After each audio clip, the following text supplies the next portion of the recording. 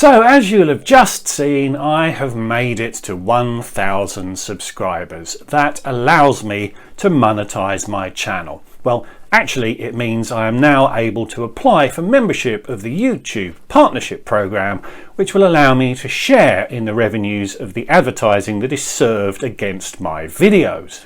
I achieved the second criteria of 4,000 hours of watch time about 50 days ago, and a third criteria has recently popped up requiring you to have not had any community strikes, which I haven't. So 3 green ticks.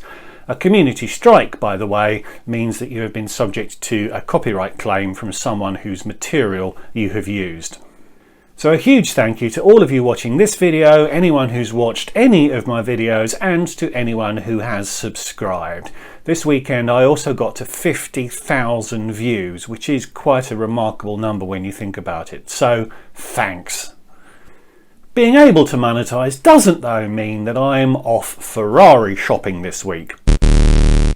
I'm expecting it to take a few months before I'm earning enough money to cover my monthly accountancy fees. But it is a major milestone though, and as long as I continue to create content that people want to watch, my channel will continue to grow and my revenues will continue to grow.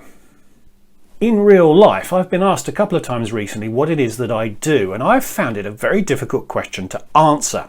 But now this landmark has been achieved, I can legitimately call myself a professional YouTuber, even if that's not exactly going to trip off the tongue for some time yet. So 1,000 subscribers is a milestone, and I really enjoyed watching the counter tick over. But any euphoria I felt was actually quite short-lived, for 3 reasons, and one of them is a problem that I have created for myself that I think you can actually help me with. Firstly, when I got to perhaps 300 subscribers, I kind of knew I would get to 1,000. I don't say that with any arrogance, but I knew that if I continued to create interesting videos that people wanted to watch, the channel would continue to grow organically. The question was, how long would it take? Would I get bored and give up before I got there? And for those who are interested, it took me 290 days to get the 4,000 hours, and it took me 343 days to get the 1,000 subscribers. The second reason is a question of responsibility. For some time now, YouTube has been inconveniencing some of you by putting ads against my videos.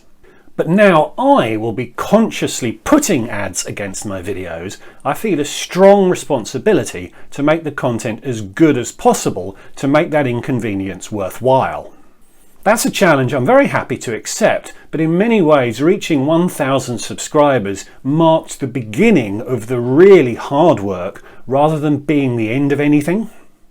The third reason, and the one you can help me with, is a question of niche. YouTube works on niches. Once the mystical algorithm figures out what niche a new YouTuber fits into, it can suggest those videos to people who've previously watched content in that niche.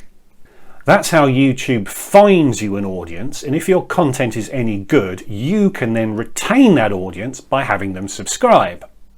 And once you have a big enough base, you can start to widen your niche and grow your audience. It's all quite simple, really. When I started my channel, I understood this concept of niche, and my niche was intended to be me traveling. Travel entertainment, travel inspiration, and travel education.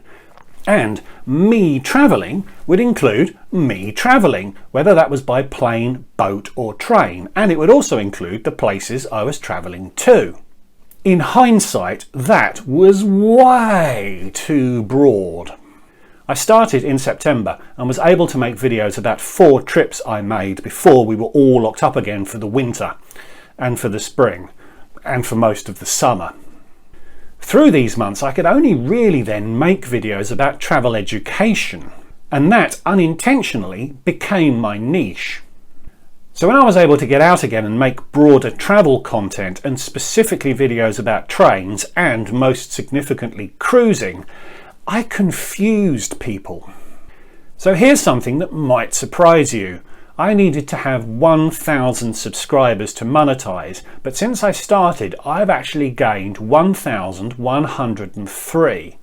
103 of them subsequently unsubscribed.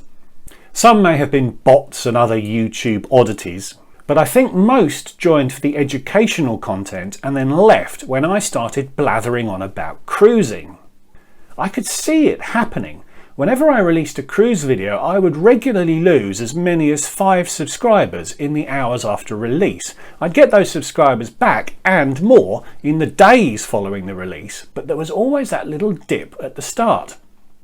So I've decided not to address the issue until I monetize. But that day has come and I see 3 options that you can help me with.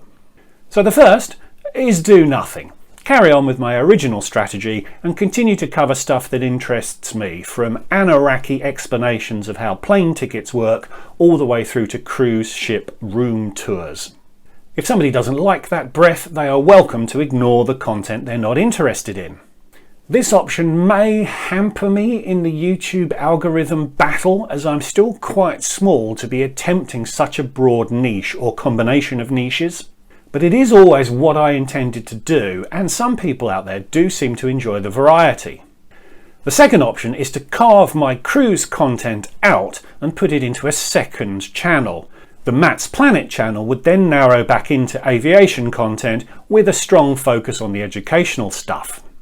Having 2 smaller channels will probably hamper my growth in the short term, but should help both channels in the medium term, as they'll be in clearly identifiable niches.